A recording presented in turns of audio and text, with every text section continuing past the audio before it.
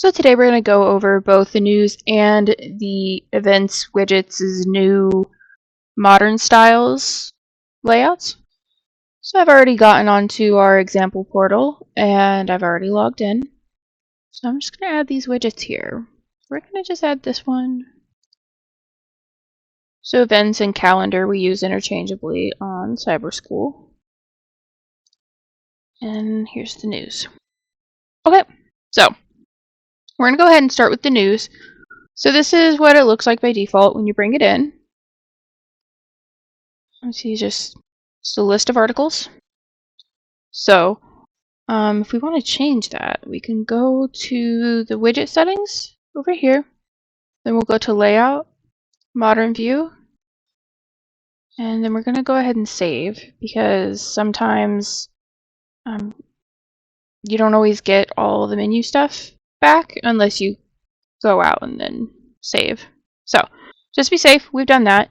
By default, it is here on box view, which just means that if you hover on these, the header and text will go up.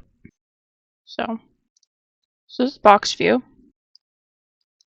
Then we also have rows where it gives you this zigzag pattern to your articles.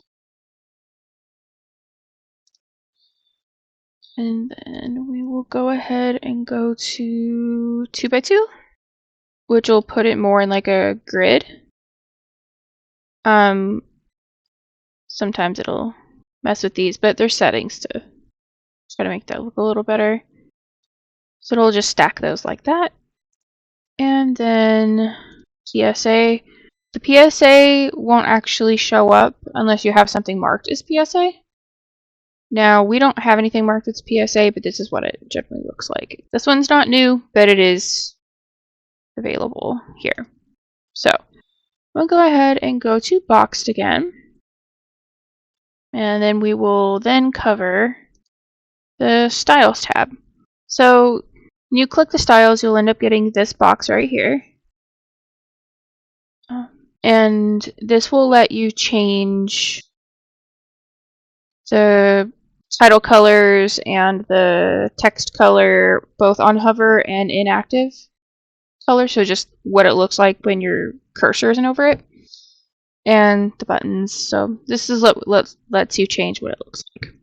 And then we also have the fonts one right here, where it helps you change the font sizes of the different parts of an article listing. I'm going to go ahead and save so that we get one of these back. I haven't actually changed any of the colors, so this is just kind of what it looks like. Yeah. So we come over here, we have these settings right here. So these are the wrap settings. They do not change how big the image ends up being. What it does do is it controls the resolution. So right now I have a PNG in there in that first article. So if I end up putting this as 10, it's going to get a lot worse. See, that gets all pixelated. So that's just to show that it controls the resolution. We'll go put it back on 300. Gonna save. Header image height controls how big the header areas are for the applicable settings or style layouts. Next, we're going to go do events. So it actually works very similarly. So if we come down here, we've already made our events widget, and this is the default. So we're going to go up here to the settings, and we're going to go ahead and go to modern and then save so that the change takes effect. And then we have our list of 4 events.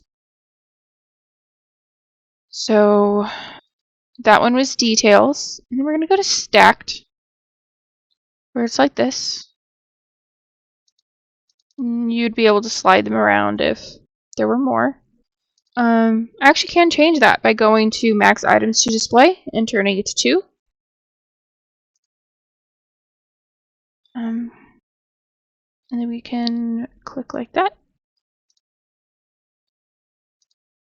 And it works on details as well. Click it. And box.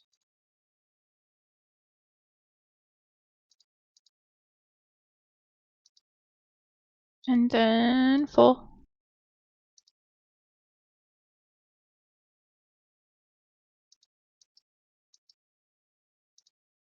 And then sections. So those are our new display. We call them modern styles here, but they're like the display options. Like news, you would go to styles to get to this area where you can change the font color, or not font color, text color of most of the parts here. And then fonts, you'd be able to change font sizes. But what we do have that's a little more unique to the events one is that we actually have a background option here. So if you want to go to, okay, I'm going to go to gradient, and then I'm going to go ahead and change this. Then linear to the bottom. This will change what the gradient shape is, but that's more relevant if you want to make it radial. The start color strength basically is saying how much opacity or how strong do you want the color to be versus like transparent. So right now we have these at 5, and I'm just going to leave them there. Then here at gradient start color spread, this is actually what will determine how much of a gradient there will be between the colors. So if I go ahead and save right now, we have a 2, like basically a 2-tone back there. So I'll go ahead and also pick one that has a little more background so we can see this, or more empty of a background so we can see the gradients a little better.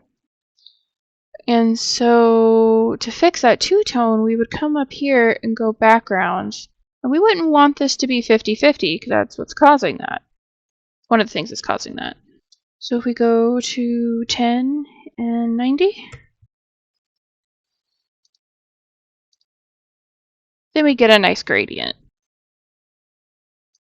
We can also change the colors there to change the kind of gradient it ends up being, like if you want more gray in this case or more blue in this case. But those are the two that will determine how much of a gradient you have right there. So we also have another one here where you can go image. You can click an image. I'm going to go ahead and pick this one.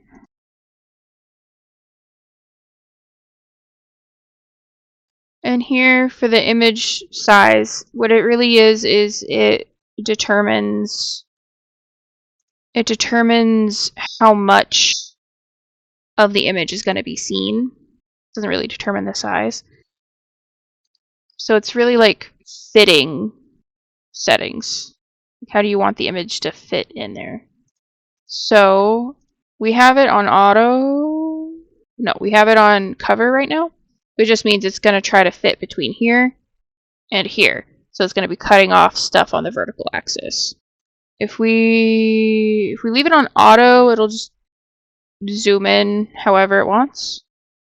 100 as of right here will do its best to stretch everything to both touch the sides here and to match that with the edges of the page so that they are the same size. And then custom, we'll just leave it that way, the way the image is with some letterboxing back there.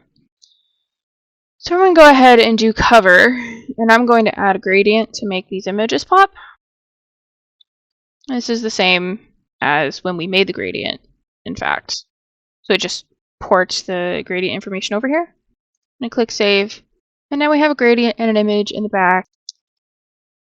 So here are the normal settings. This determines how big the widget is, or the items anyway, these guys. Offset is for if you don't want to count the current day, or you only want to show how far in the future you want your events to be taken from. Max days in view, 30. Items to display. This is a little different in that if you want the items, so items to display is how many you want to be on a slider page, basically. So we had it at 2, now we have it at 4. If I click this, there's nothing there because we only have 4. If I put this at 2, or back to 2, it will let me slide because I have more than that 2, because it only wants to show 2 at a time. Now with items in view, this is just how many it's allowed to pull at a time. So if I had 10 events, or if I had like 15 events, it would only pull 10 events, but it would only show 2 at a time. So that is both the events and the news widgets modern styles, and hope you enjoy them.